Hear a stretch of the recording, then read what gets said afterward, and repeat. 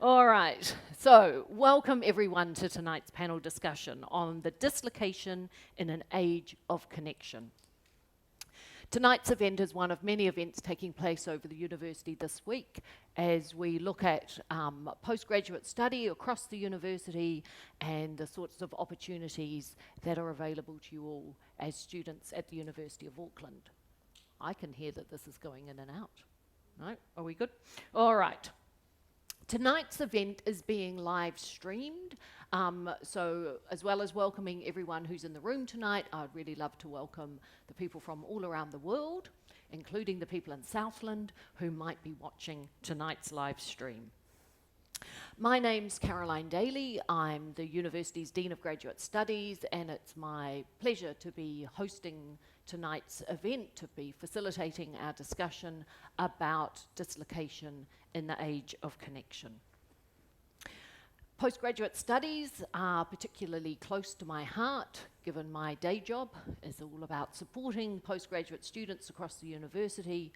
And one of the things I really like about postgraduate studies is whether you're doing an honours degree, a master's or a PhD, it's the opportunity you have to do research, including research on real life events and actions and activities that make a difference in people's lives.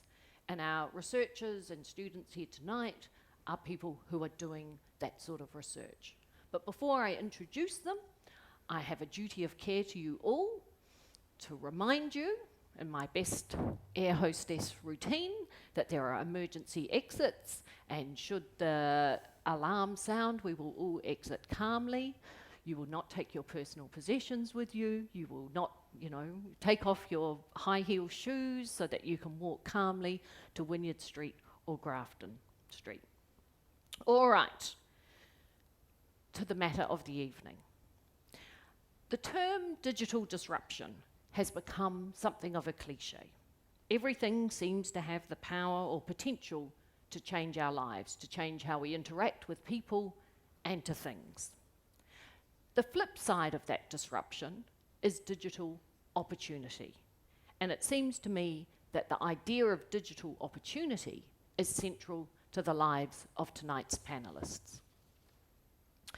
Dr. Jay Marlowe, on my right, is an associate professor in the Department of Counselling, Human Services and Social Work here at the University of Auckland. Jay is a former visiting fellow with the Refugee Studies Centre at the University of Oxford in the UK.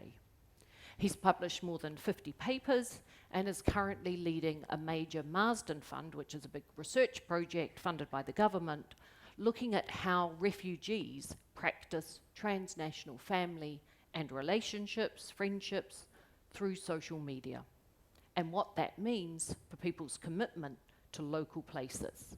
And Jay's going to tell us a little bit about his research tonight.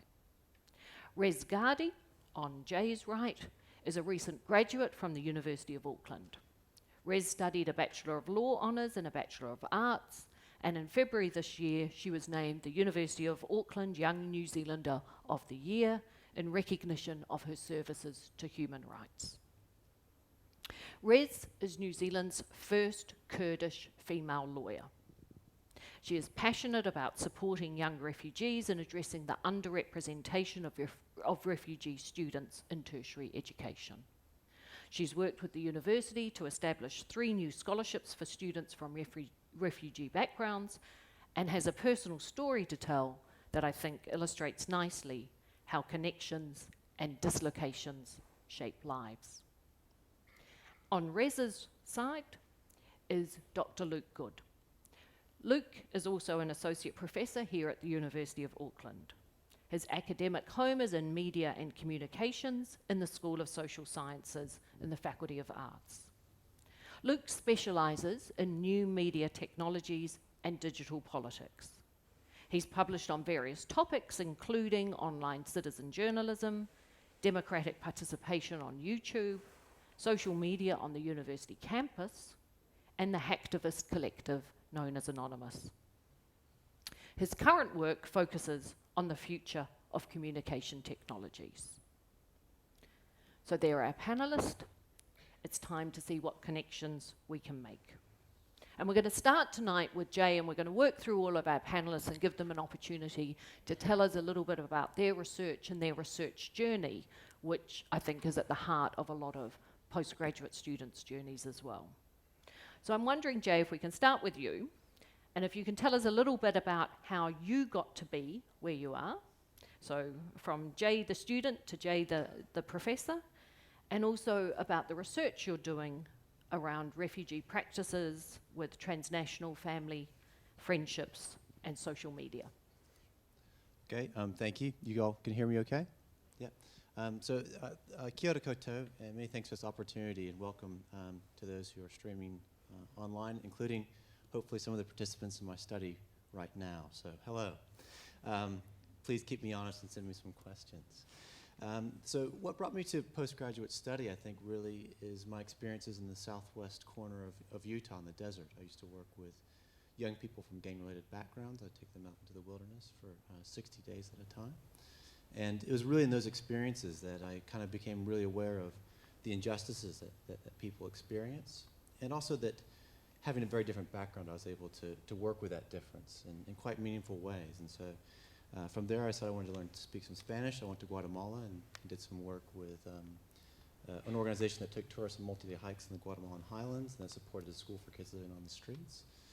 And then down to Ecuador, I worked with the indigenous community around sourcing alternative funds rather than selling their lands to multinational oil corporations. And so all that work was great, and so I wanted to pursue sort of a profession that would allow me to sort of follow these passions. And so that took me to social work, and so I went to Australia and did my Master of Social Work. And then I worked as a social worker with refugees, and I developed a practice-based PhD question, and I did my PhD in ethnography with the South Sudanese community in Adelaide. And so I've now been in Auckland for 7 years, and I've stayed involved in refugee-related research. And tonight, I guess I'm speaking about one of those studies that I'm involved in around how refugees practice transnational family and friendship through social media. And I guess to really provide a backdrop to that, you sort of have to understand the global context, and that we're now living in an era of unprecedented numbers of forced migrants since World War II.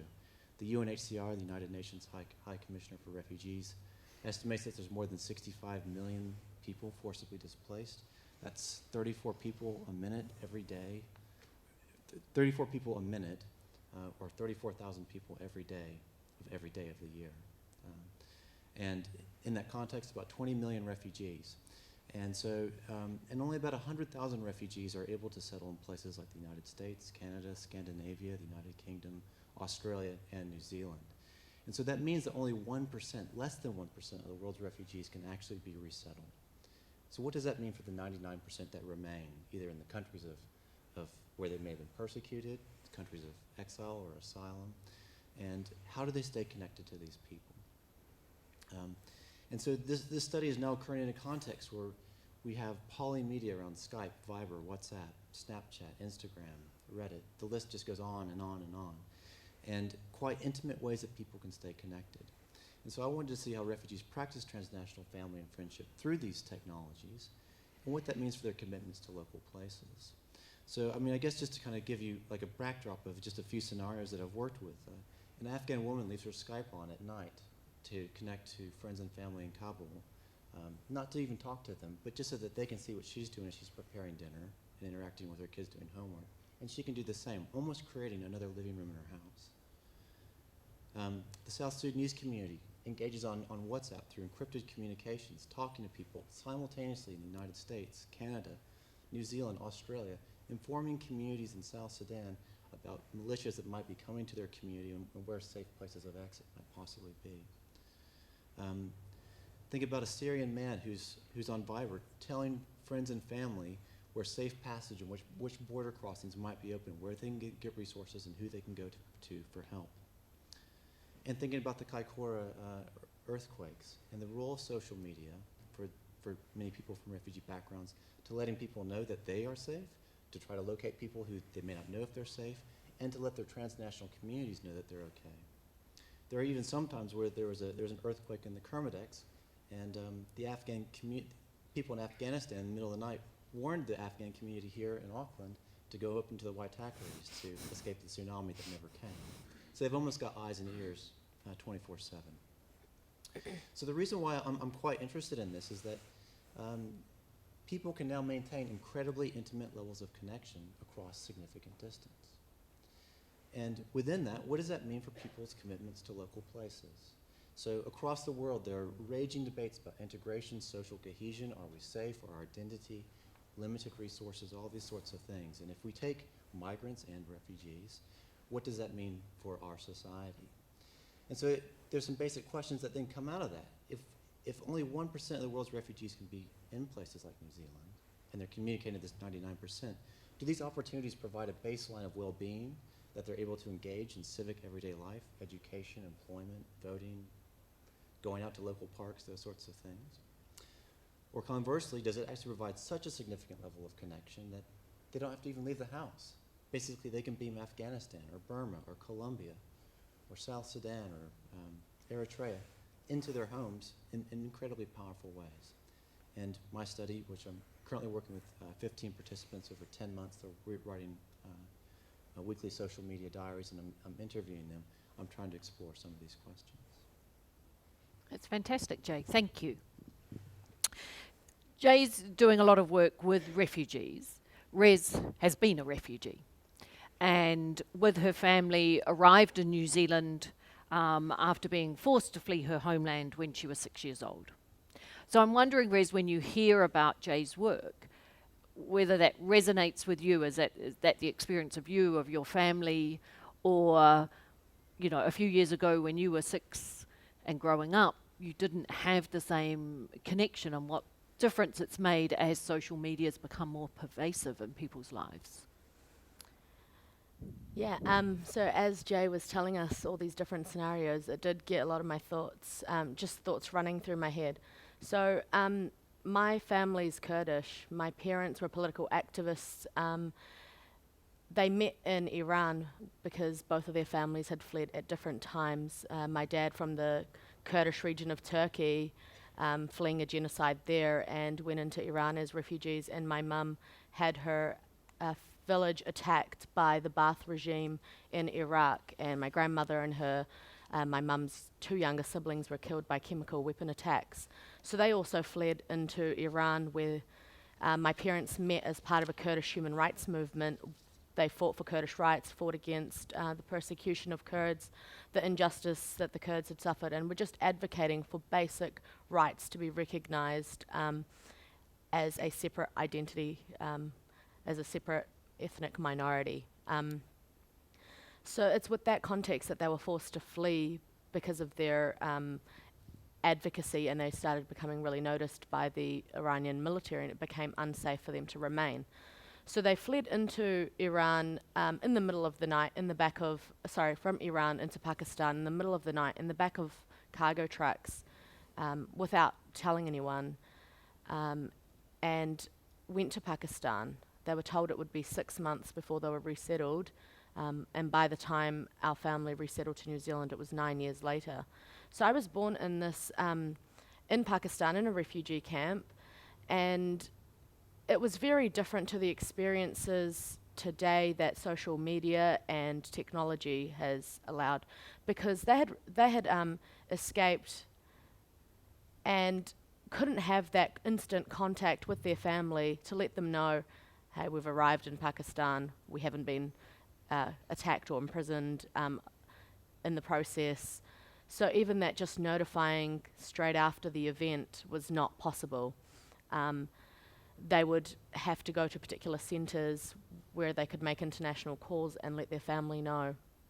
And I remember when we moved out of the refugee camps and into an apartment-style place, the landlords there were making a trip to Iran for business purposes, and they took letters for my family to Iran, where my parents' families were, to let them know, what's happening, send them some photos, and update them.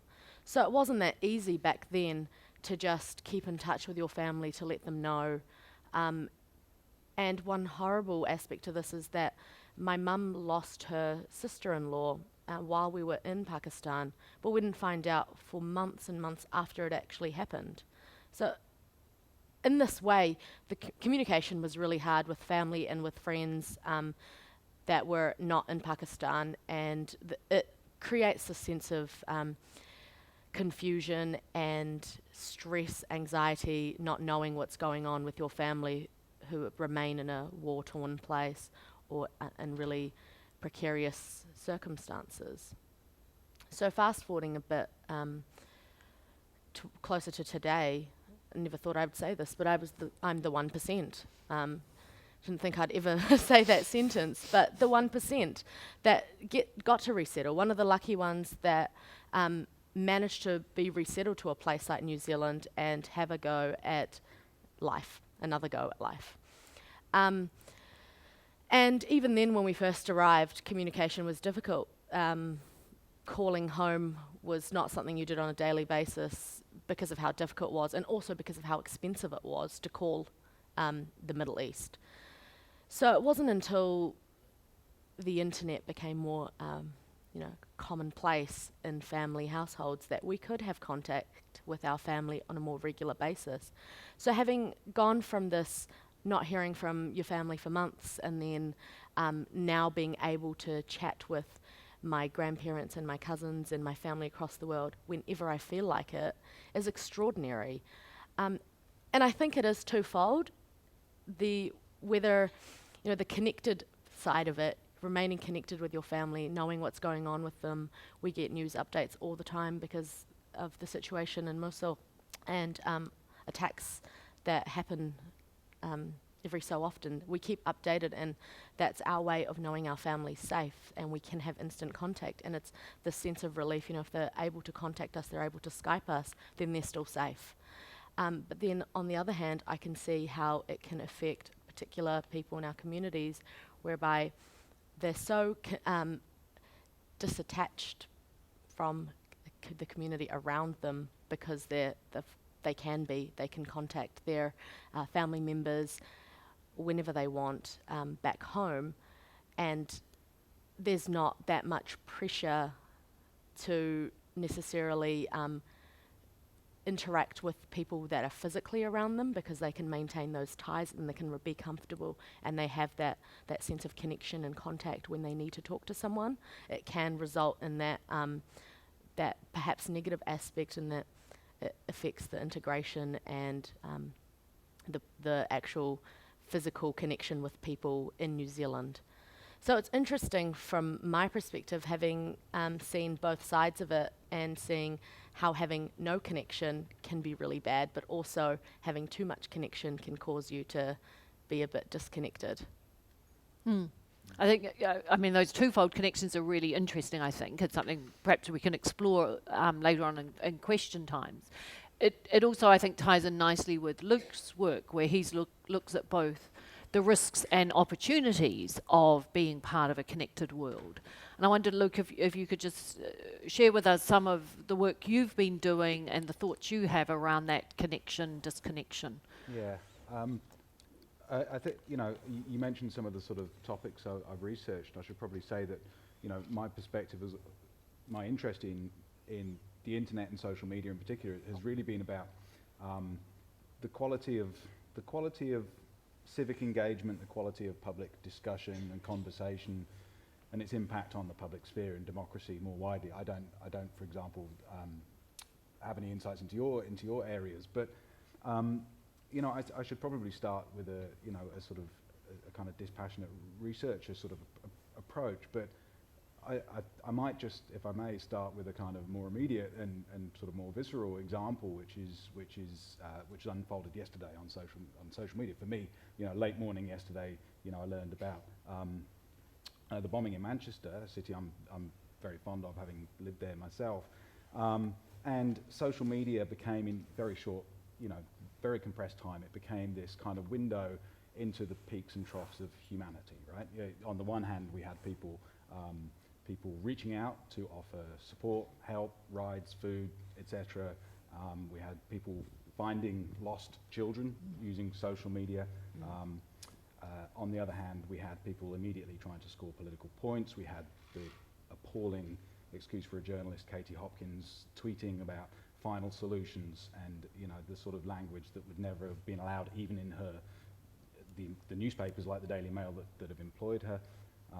People creating fake profiles of fake missing people in order to presumably just sort of get attention, and people making kind of sick jokes. So you know, when we look at social media, sometimes as this kind of, as we I think now want to do, it's sort of almost sort of social barometer, where often our attention is kind of drawn to the extremes, both the good and the bad. And that's been, I think that's really been sort of a recurring issue with popular perceptions of social media during its, what is a sort of relatively short history. There's been this tendency either to make quite exaggerated claims about its power to transform and democratize society, things like the rather kind of overblown media coverage of Twitter's role in the Arab Spring, for example, or on the other hand, it's increasingly talked about as a force that may be kind of corrosive or even sort of pathological.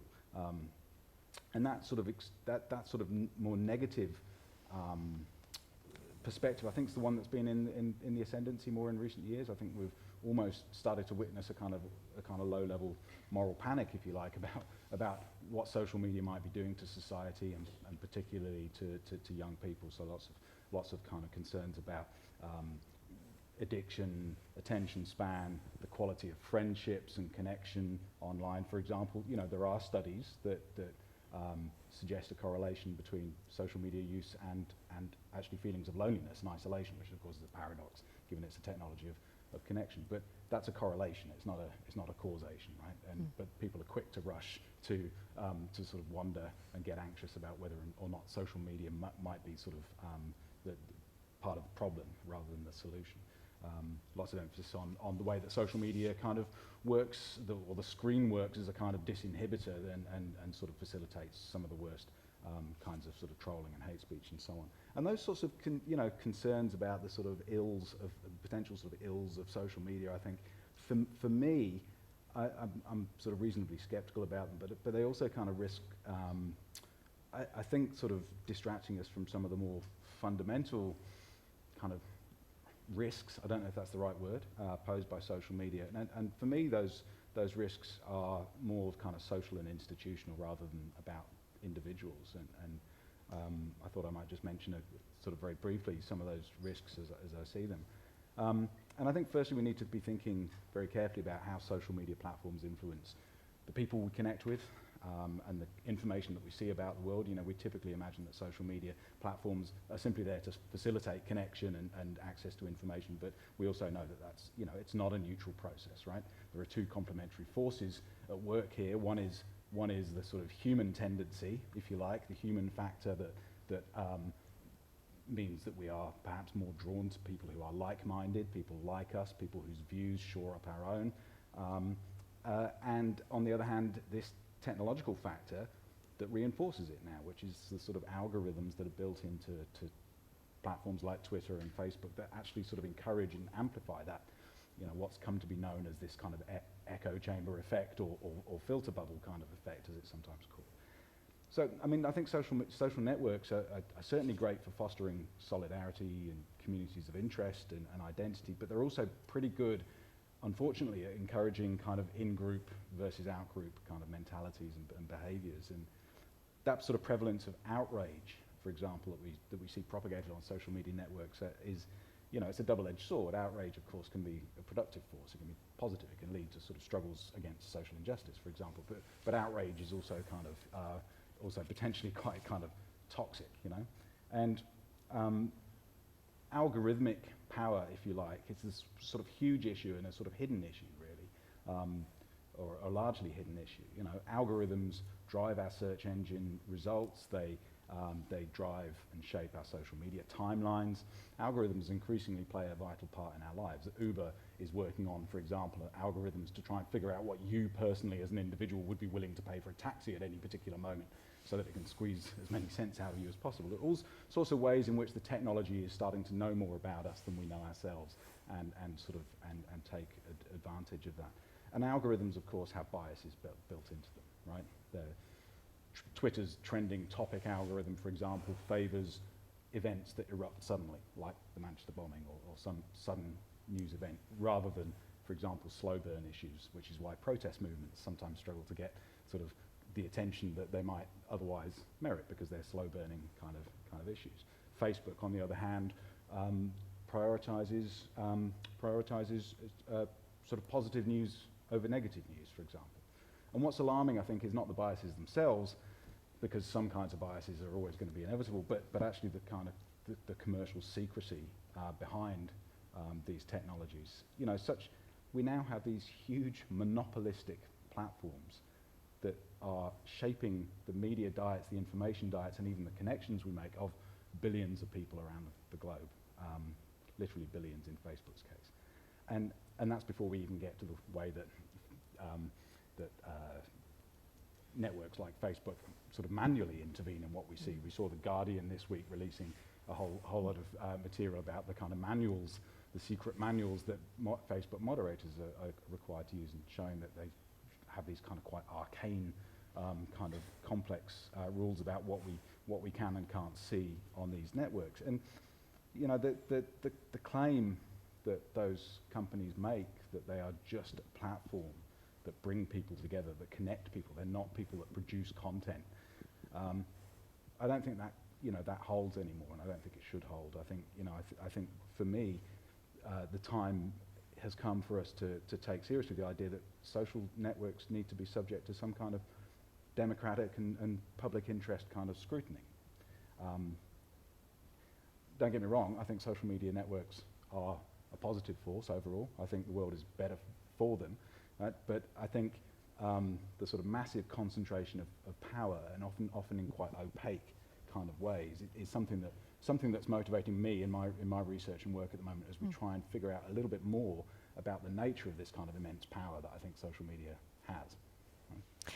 Jay, how do the people you're dealing with, the refugees who have often been politically persecuted, deal with some of the issues that Luke's just talked about? Because, I mean, I don't know about you, but if I had or felt I was at risk politically because of my beliefs, I had been in a refugee camp, I had been accepted by another government to come and live in a country that had fundamentally different values to maybe the values of my home society, and then I'm having those close connections with people back in my home society. You know, are your subjects in your study not worried about Big Brother? My subjects are absolutely worried about Big Brother.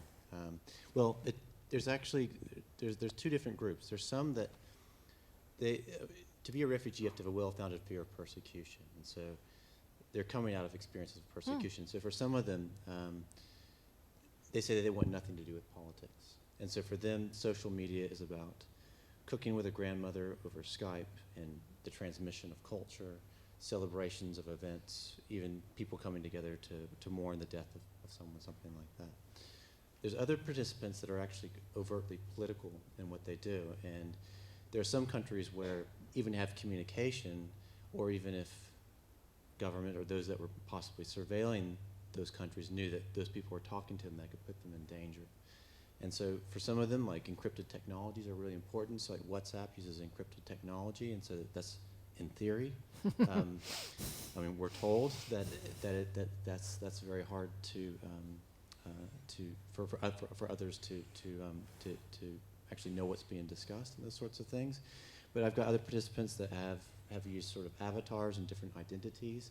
They even know that like on their Facebook account, that there are people that they know are working for the government, but then are feeding them incorrect information. So it's a crazy kind of world out there where they think they know that some people are spies. Sometimes their accounts get hacked, and other people have to figure out if that's the real person. So it's, but you know, there's actually really very real consequences in that. And even for me conducting the study, I have to be very careful around the things that I talk about in terms of how that might even put people at risk, because whilst this study is with people based in New Zealand, it's transnational in the sense that people are reflecting on these ongoing interactions, and for some, those are situations of ongoing precariousness. Yeah, yeah. I mean, in my day job as the Dean of Graduate Studies, I sort of travel around bits of the world doing relationship building for the university and so on. I'm used to having spies travel with me, like physical people in the next car, you just sort of wave to them as they drive along with you. But you're also really conscious in some of the countries I visit a lot about how much everything I type is going to be read. Now, I live a very boring life, so I feel very sorry for the people who are reading that, but I can only imagine for the participants in your studies, you know, I mean, do people just pull out the plug? Yeah, I mean, I have asked the question. So the nice thing about a 10-month study is that I'm able to sort of see what things have changed. So even now I'll be able to pick up, so lots of participants have family and friends that live in the UK. And so then they'll be supporting them as there's going to be, I think, an inevitable backlash. And sort of how do they support them in relation to some of those things. And so, but there are some participants who have even said to me, I'll be a participant, but you can't even say what country I'm from, because they're so nervous around what that might mean for their family, and that the only interaction that they can have on a daily basis, they just say hi and hi back to each other, because anything more than that could actually be dangerous. Whereas in the good old days when your parents were writing letters and getting them hand-delivered, I mean, there's no other trace.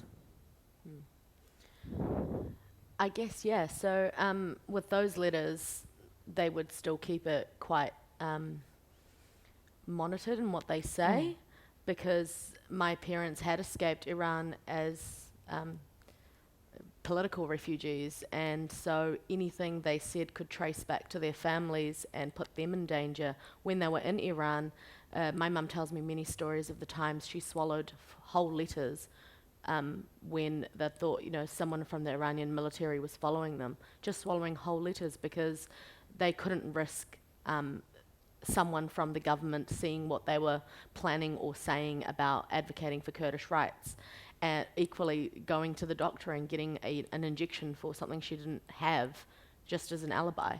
So I think even though there's no trace, it still was too risky, and they wouldn't have wanted to do anything like that. They escaped in the middle of the night without telling anyone because they didn't want to put their family in a situation where if they were approached, they'd have to either lie or tell the information about where they were or risk them getting hurt.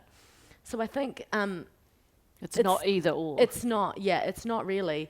But interesting with the social media stuff, I met a young Sudanese refugee living in Uganda recently in Geneva, and we talk often about some of the international organisations we're both involved in and the advocacy work we're doing. And I talked to him almost daily. Then I didn't hear from him for a while. And then when he messaged me again, he said he'd been kidnapped by people from the Sudanese government because what he was doing on social media was considered a national threat. And he was in Uganda.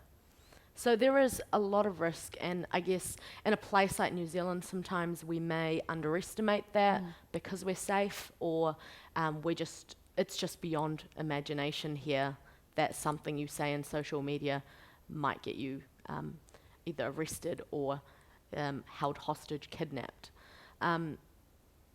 So it's interesting. I'm one of those refugees that's very political on social media, and everything that I put on social media is either to advocate for a particular viewpoint, or advocate for a particular right, or something we want to achieve, or it is taking a stance against some policy or law. In an election year where around the world we see, you know, the anti-immigration sort of diatribes, and, you know, we've got our own milder, but we've still got our own local versions of that. Do you think, I'm just reflecting on your earlier comments about the difference between the time when you settled in the country, where you couldn't cook dinner with your grandmother, through social media, that wasn't a possibility, to now. Do you think now the fact of social media and Jay's study showing how connected people are in this incredibly disconnected sort of world, that helps fuel some of those conversations? Because the Winston Peters of this world look around and go, well, yeah, you've come from Sudan, but you're still in Sudan. You've just brought it to, you know, Hillsborough. I mean, it may to an extent, because there's still arguments that people make in the community about these kind of things, that, you know, if you want to resettle in a place like New Zealand, then you should dress like, you know, whatever a New Zealander dresses like. There are still those kind of sentiments around integration versus assimilation, and to what extent should you take on the culture and values of the place you're resettled, in terms of not just values, but even the way you talk and dress. Should you speak fluent English and dress, you know, as a Westerner would? So I think it depends which part of the world you're in, and there are certain parts where this may be more prevalent, those kind of sentiments. Fortunately, in New Zealand, from my experience, not saying that it doesn't exist at all, but it has been better than things I've witnessed overseas or heard about through my networks around the world, of what they're experiencing, the kind of backlash and the kind of just us against their mentality that's being created. So it's interesting to hear about different people's perspectives in that regard, and it may be part of it. But again, when you resettle, is the assumption that you give up all your culture and values and given completely to this new place that's taken you in? I don't think that's the expectation, nor should it be. It's a fine balance of embracing as much as you feel comfortable with, and whatever aspects that resonate with you of the new culture. Is that something you're discussing with through your study, Jay? Yeah, so I mean, you know, there is that question around if they're doing, so some of them, there are some participants that have said, on average, I might spend 6 hours on social media a day. And that person said sometimes Are they 8 hours. teenagers? Yeah, teenagers, right?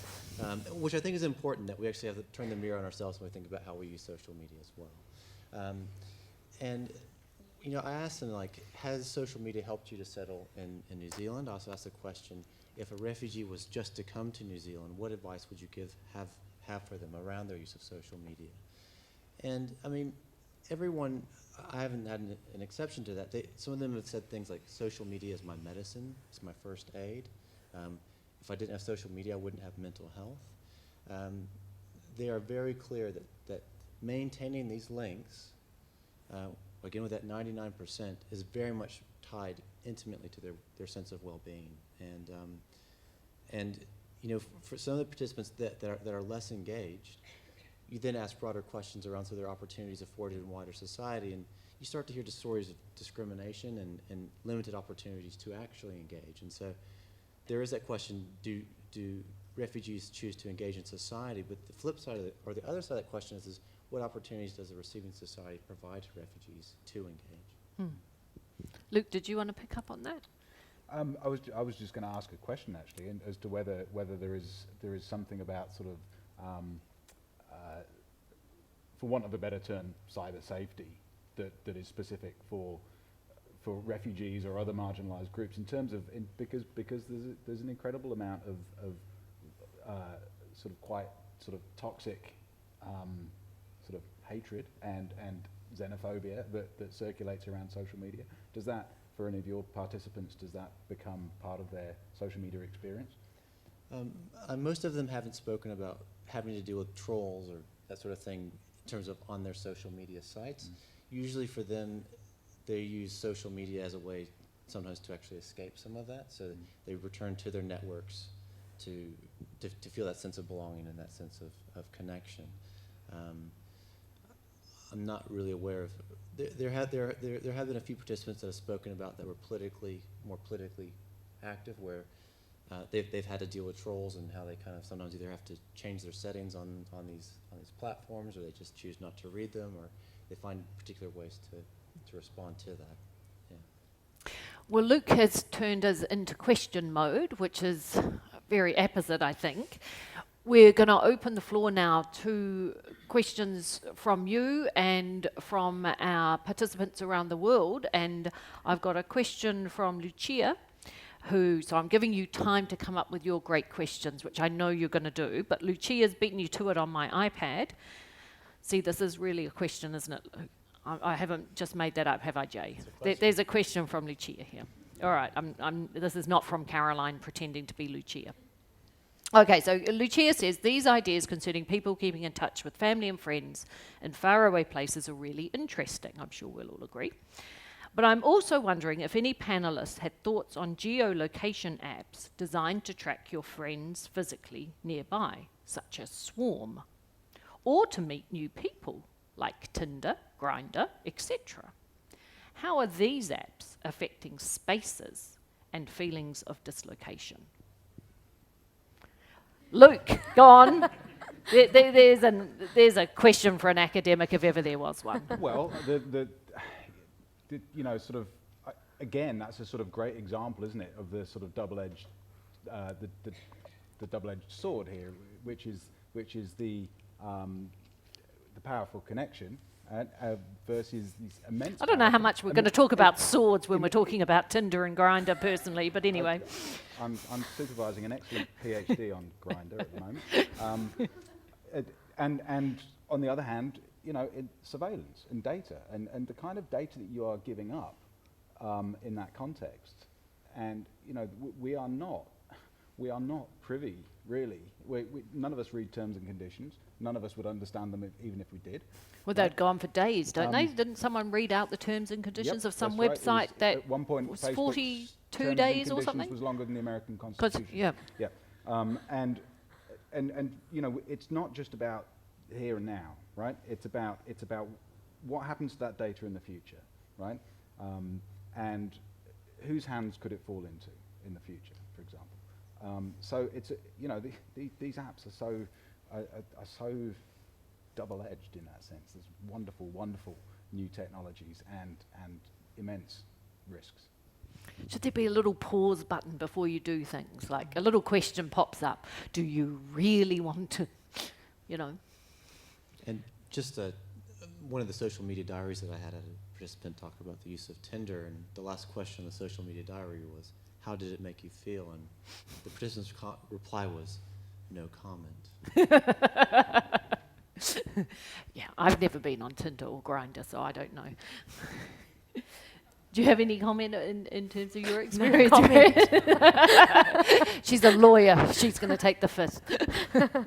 All right, but we are going to open it up to you because you've heard from our panelists. You've heard about their personal experiences, the research they're doing, the experiences of the people that they've been working with in terms of their research. So I'd love to hear what you're interested in terms of asking our panelists a question. Yep. Now, I think we've got a mic here. Thank you very much. Ask me. I just wonder, like, you guys have been talking about how the technology changing the social media landscape. And now, probably in the short future, the AI, artificial intelligence, will play a big part in our everyday life aspect. So what kind of positive or negative effect would you guys think AI can change the media or the media landscape? AI. Jay, what do you reckon? I was hoping you asked Luke. No, I'm very democratic in my moderations. I mean, I'm not entirely sure. I mean, I think a really big impact will just be in terms of even all of you thinking about postgraduate study, thinking about what sort of jobs are going to be out there in the future, and how is AI going to shape that, and how is AI going to shape the ways that people can stay connected and the way that we go about our everyday lives, and the way that maybe distances that are huge or just suddenly can be bridged in incredibly powerful ways. Do you think that might change people's personal interactions, though? If you look at some of the work that has been done in our own Faculty of Engineering around robots in healthcare for older people, and there's, I don't know if anyone here is doing any work in this space, but there are little animals that have been made. So they're robots, but they're like seals, because people like seals. You know, I mean, some people club baby seals to death, but most people don't. And so they're very comforting. And a lot of old people in rest homes now prefer dealing with the robot to the person. right? So the robot reminds them to take their pills, or the robot's really calming, and they prefer that AI technology. And I wonder if it's sort of like the social media stuff, where you get into your little bubble and You filter out all the yeah, friction. yeah, you filter out all the basically, elements that yeah, you don't want to encounter. yeah. You don't like that caregiver who's always a bit rough, but your little robot's always chirpy and It's consistent. isn't it? absolutely. You don't have to deal with the mood swings. Exactly. Yeah. I was asked an interesting question for the show that's coming on TVNZ soon called What's Next? Right, with Nigel Latter and John Yes. Campbell. Yeah. And one of the questions was what I would think about if I was a patient going to see a doctor and it was a robot doctor. Yeah. And in that regard, it would be a bit odd because sometimes, well, for me personally, if I'm going to see a doctor, it's as much about, letting me know what's wrong and what I need to do to get better, as much as it is just kind of having a chat like, oh yeah, this is happening, tough day, been stressed, it could be related to this, it could be related to this. So you want that empathetic air and that ability to interact, which I don't think. Oh, the Artificial algorithm could be written, couldn't it? Luke? Yeah, I mean, I think I'm very excited about AI. With not wanting to sound like a stuck record, what worries me is actually the control. Who has control? Who has access? Who has oversight? It's those. For me, it's not the technology itself, which I think is really exciting. Yeah. Thank you. Hello. My name's James. I've got a question to do with sort of dislocation on a domestic scale rather than an international one. In this very room, about a month ago, we had the economist Shamabeel Equa talking about the rise of populism and the economic factors behind that. And one of the factors that he mentioned, which he also said can't exactly be measured numerically, was that of empathy. And that there has been, in a lot of Western countries, a growing divide between liberal people in urban centres and sort of more conservative people in rural places. And I think that's very evident in America, the recent French election and the result in Brexit. So my question is to do with the sort of sacrifice we've made in domestic empathy and one that we've created in international empathy. And do we need to do something to remedy that, or do we accept this as being the new reality? Luke? Where's the domestic empathy being lost? Just to clarify. Is it people just isolating themselves Their echo with chamber their sort of, individual yeah. devices and so on? Exactly, yeah. Yeah, I mean, technologies can also bring people together domestically as well, right? It's there are individualized technologies. There are technologies that can be designed to bring families, for example, together. I'm not sure about the question of empathy particularly. I'm not sure if I've quite understood why you think specifically empathy is a risk, but I think you're right that there is a risk of kind of isolation at sort of every level, from the micro right out to the macro, and you say domestic out to the international level. But there's also opportunities for technologies to bring people together around them, right? Technology doesn't have to be designed to be completely individualized. But you know how you go out to a restaurant or something and you see everyone's on their phone and they're sitting at the same table and you just think, look up, have a chat. What are they doing on their phone that's so important that the person sitting next to them gets ignored? I tend to agree with Luke here on the point that social media and technology can be a powerful force for bringing people together. And in my experience in a domestic kind of sphere, it's been through social media and our ability to reach a huge number of people and spread our message that we've been able to organise. For example, we had 3 protests in the last few years condemning ISIS attacks, and we had thousands of people show up who only knew about it through social media and spreading that message to as wide range of people.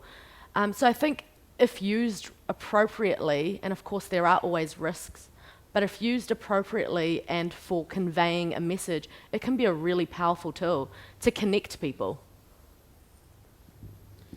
I mean, I certainly think it can be a powerful tool for connection. I mean, but one of the questions I've asked participants is, where do you get your news? And a lot of them actually say that the primary place to get their news is their Facebook. And who's on their Facebook? Their friends. And why are they friends with people? They're friends on Facebook? It's because they share things in common. And so I think what you're seeing in the United States is it's not even people talking with each other. They're not even talking past each other. The conversation's not even happening because, like, I wouldn't even predicted that Trump would have won because on my Facebook feed, it was predicting something. You know, I had no idea that that was even possible, and yet that's exactly what happened. And so, if I was, you know, and that's being found now that bandwidth is being reduced. That you'd think that with social media and the proliferation of information that this would increase that sort of that understanding and the sources for empathy possibly, and yet in some ways it's actually reduced it quite significantly. There is another economic aspect to this, which is about sort of the mediascape more generally, and the fact that sort of advertising revenue has been sort of siphoned out of media and into and dominated now by Facebook and Google and so on, and that's corroded the quality of journalism more broadly, and that's, you know, I think that's sort of mainstream media, although always had particular markets, nevertheless sort of functioned on the model of sort of bringing different perspectives together, right? And when that sort of becomes siphoned off into these very individualized, tailored media diets, then the quality of conversation and the ability to exchange ideas, the ability to encounter perspectives that don't meet your own is definitely threatened. Yeah, and I think that's a very important part of the media disruption of the digital disruption is that changing economic platform underpinning some of those sort of public service journalism issues that, I don't know, encourage me to donate to other newspapers that still have proper journalists. All right, have we got any other questions that people have? Sorry, we've got one behind you, and then, so I've got the microphone to the man in the orange t-shirt. Hi, my name is William. I really liked what Luke mentioned about something about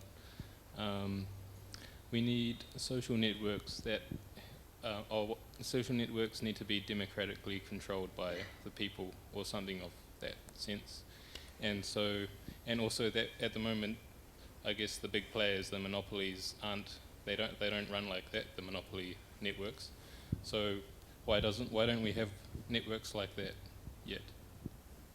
I think, well, there have been experiments. For example, some years ago, there was a very interesting attempt to set up an open source rival to Facebook called Diaspora, and it founded on critical mass because Facebook is very sticky.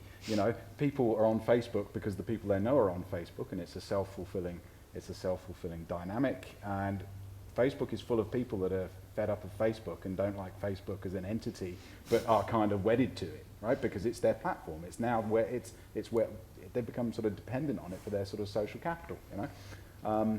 There's all sorts of other reasons. I think other obstacles. One is the lobbying power, right? There's these Silicon Valley companies that are presented as very sort of progressive and sort of modern are now huge political contributors, lobbyists, etc. They're huge blocks of power now, and I think those are obstacles. But I would still like to see us move towards, and the EU is making some headway in this, trying to at least subject them to some kind of oversight, some kind of public interest oversight. But we've got a long way to go. But really interesting that the alternative was called Diaspora. Yeah, that's what, and just as I said it, I thought, the people connections that we're talking about tonight is absolutely, that's Diaspora, but couldn't break through Facebook. Those Zuckerbergs. All right, now I've got a question from Jamie here, but before that, we've got a live person, not an AI person. Thank you. I just registered Facebook last week, so I found that it's quite interesting. And then for our Chinese, our social media is WeChat. WeChat and So Weibo. and then now I know that Facebook, and then because I do online business, online training on WeChat, so social media now has become a means for me to make money. And so I just wonder that because my major is education, I didn't learn business. I think that the social media is a way to connect resources in different parts of world together. So when people need help to pass the test, to learn English, this social media can be an important way to help. But sometimes the social media can also cause some problem that it's hard to manage it. So just my question is that in your opinion, how if we do a business on social media, how to make it manage it more effectively? Oh, business advice now. I remember being in China and someone asking me what my WeChat address was. And when I said I didn't use WeChat, he looked at me like I was a creature from another planet. It's just incomprehensible that I didn't use WeChat. So, any business advice? How can we harness the energy of social media for private gain? Is it something your communities are looking to do? I mean, you know, as people who perhaps are not getting a fair go in, you know, employment situations. I mean, there are people that are active on LinkedIn and those sorts of things that sort of help them to connect with professional networks, and particularly in New Zealand, the power of connection with other people and word of mouth is something that's really important. I mean, I guess for me, the flip side of it that I think that's important is that some people are now saying that digital illiteracy is a new form of poverty, and that if people aren't learning to engage on these digital platforms, that they don't know how to use them, and that in some ways these things are only picking up speed, and if you don't engage in some ways, you can get left behind. See, I don't engage in any of them. I'm thinking, do you get left behind or do you just jump a hurdle? Now, I've got a question here from Jamie, and then we've got another question in the audience. So Jamie's going to bring us back into the refugee space. Thank you, Jamie, wherever you are in the world. Jamie asks, we often see articles about the costs and disruption of resettling refugees in society. Is there any good research on the contributions of refugees to local communities? There should be. There should there be. is. And there are opportunities for postgraduate study on that very topic, I'm sure, Jay. Yeah, and absolutely. I mean, I think it's a really important question. Number one, I think when we think about sort of the costs and sort of what sort of contributions to New Zealand's, or what contributions refugees make, I think we have to first think about, do we just think about contribution as dollars and cents? You know, thinking beyond just a financial contribution. But if we even just stay in that vein of things, you know, a well-renowned economist, Philip Lagrange, wrote a report just last year, which he said that investing €1 in refugees yields €2 within 5 years, provided that the societies are willing to accept them and employ them and those sorts of things. Some of Australia's billionaires are from refugee backgrounds. They're incredibly entrepreneurial. Mitchell Pham, who developed the Ogen software, employing lots of people within New Zealand. The women who wrote Goodbye Sarajevo, Hannah Reid and Aka Schofield. She's also a lawyer here in Auckland. They've made amazing contributions. Rez can tell you all sorts of contributions that other refugees have made. And I think the other thing is also for us to sort of, I think the other flip side of this that you sometimes get is New Zealand has enough problems of its own. Why should we invest more money in taking refugees? And I think actually the response to that is, why does it need to be a choice? It's actually about what commitments we have as a country and how we should be sort of global citizens in responding to what is really in many ways a global crisis. Yeah, I definitely agree with that. I think when you start trying to, while it's really important to look at the contributions refugees make to kind of show that aspect of things as well, and combat some of the assumptions that refugees just come here lazy, don't do any work, and just want to live off the government, which of course is not true in so many instances.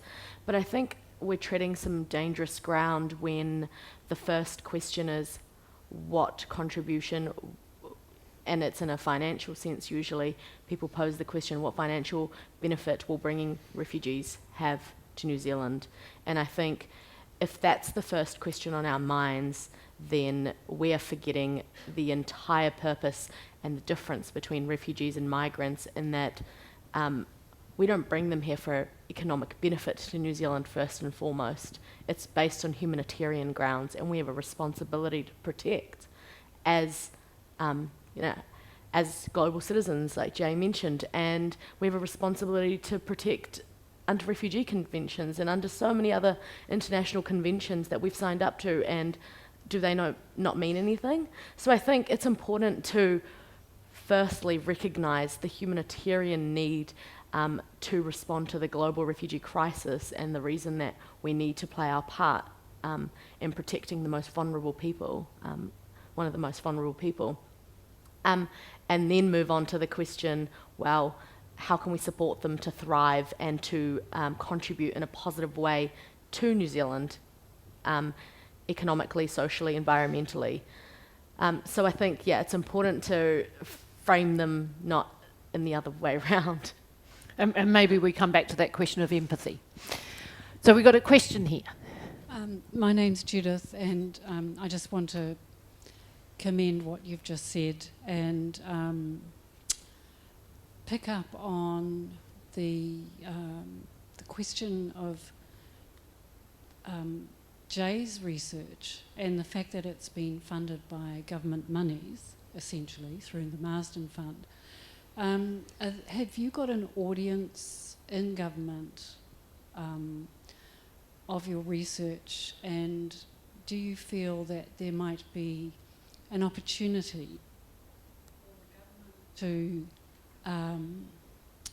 use social media to connect with the refugees in New Zealand in a proactive way, and to help them integrate, or whatever word you wish to use, the appropriate way, with local society? Thank you for the question. I think I have an audience. Depends who's in government. Well, even now the government, I mean, I was invited to the annual tripartite consultations on resettlement through the UNHCR, which was very limited invites. I was able to present my work, and that was actually to a number of resettlement countries that represented us from that, and they're very interested in that work. I think one of the things you have to always be cautious about with research is how it's interpreted, and one of the things I wouldn't want governments to walk away with is saying, oh well, if they can have these meaningful interactions and they can beam Kabul into their homes in Palmerston North or Nelson or Auckland or whatever it might be, we don't even have to have a refugee family resettlement policy because they can just stay connected through Wi-Fi. So you have to be really careful around sort of how you talk about results and what sort of conclusions they might have, because that's certainly not what my conclusion is. I think that the government should be thinking about that social media space. But I mean, really, it seems to be the thing you either invest in and you really do well, or you don't do at all, because people are digitally discerning. I know that I'm kind of on some sites and stuff like that, but unless you're really engaged, people don't spend the time with it.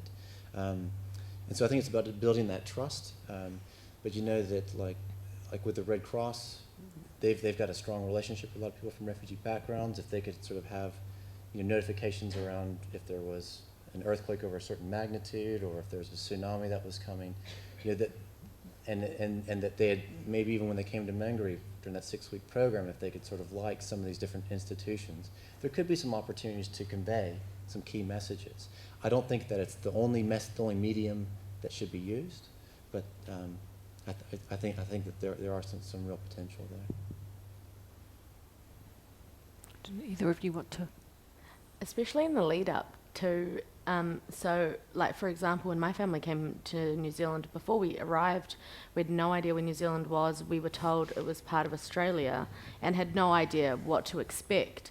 So I've always floated around this idea, like, what if there was an app that you could be on before coming to a place like New Zealand or wherever it is that refugees are resettled around the world? What if there was an app which you could, in the lead up, when you found out where you were going, that would let you know what to expect, the laws, what the cities are like, what the food's like, what the language is like, just all that stuff that could put it in one small app. If so many people are on social media, then when they arrive in this country, it's not this, shock and arriving to something they had never imagined or just can't even visualize. You'd at least have some sort of easing into it. So maybe it could be a good thing and a good way to engage with refugees that are about to be resettled to different parts of the world. But Rez, through your work, you're participating in a lot of high-level policy work. Do you have the ear of government through? I like to think I do as well, but I mean, actions speak louder than words. So I engage with a lot of, across the spectrum with different NGOs and organisations, with different government representatives. But whether they're listening is one thing, and whether they're going to act on that is another. So we'll wait and see. All right, I think we might have time for one more question. Down the front. Here we go, in the stripes. You gotta love a man in stripes. Thank you very much, everyone, for the discussion this evening. It's been very enlightening and thought-provoking. I'm very interested in senses of belonging in an age of connection, particularly in reference to displaced peoples. And I wanted to get your thoughts on, do you think this age of connection diminishes the need for a claim of belonging to a particular kind of geographic place, or does it kind of, galvanize a claim to that place, especially in light of things like Trump America and Brexit? Does social media encourage those things, or does it make it less necessary? Do you want to respond, Luke? Well, I think you've identified already, in a sense, the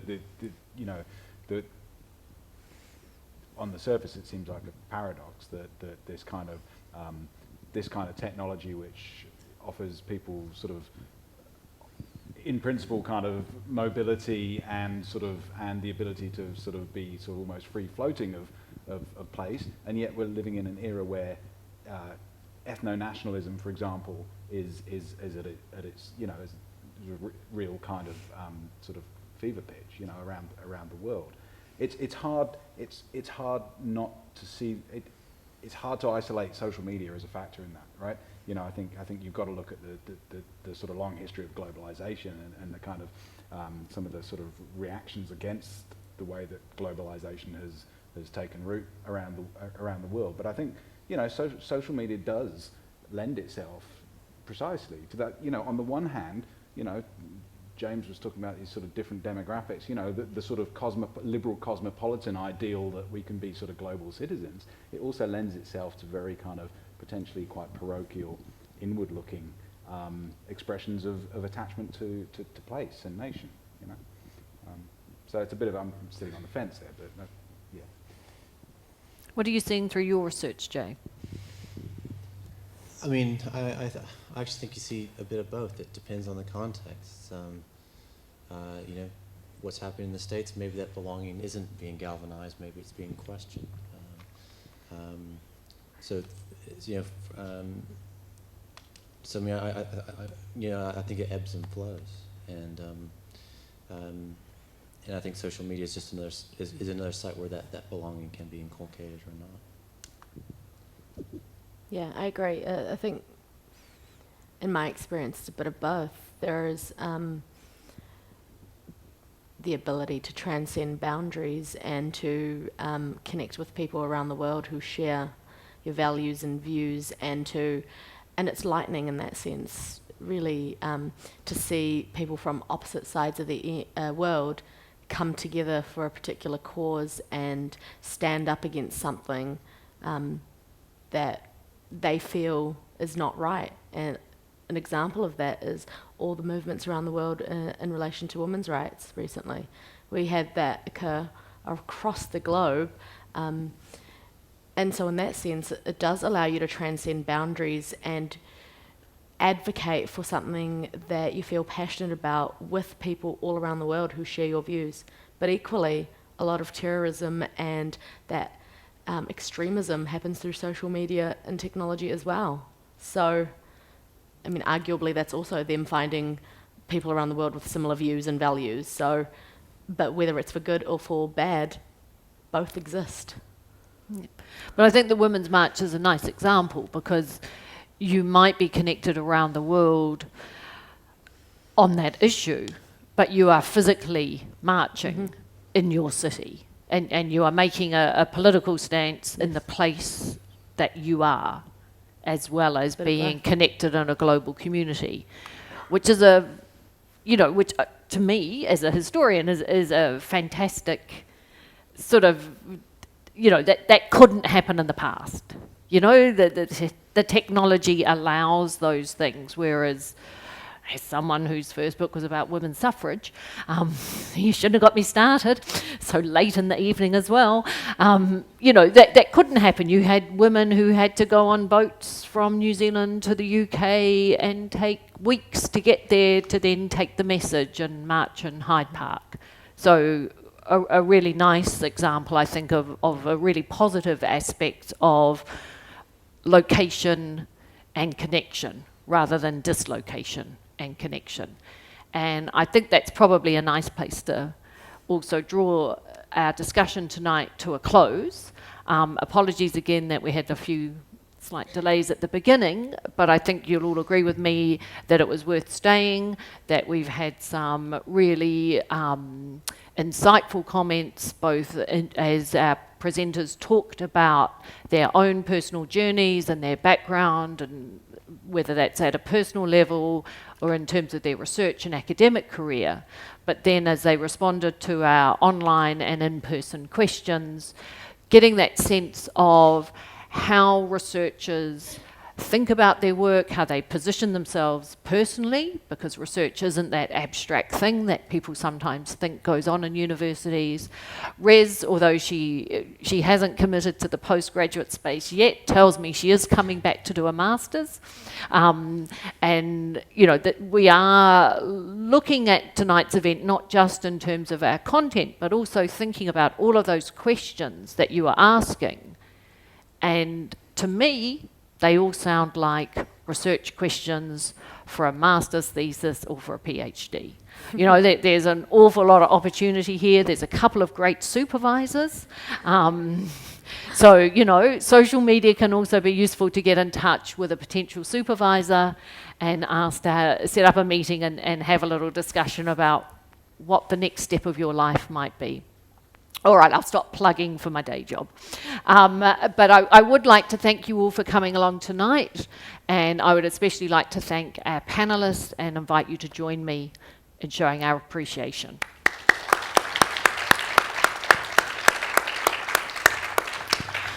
So, drive home safely. Do not be on your phone as you drive home.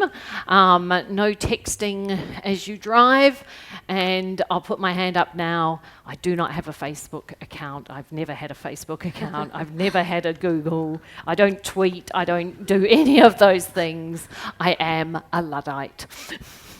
I am poor. I am sort of technology poor, Jay. And yet somehow I exist. There we go. A lesson for us all. All right. Good night.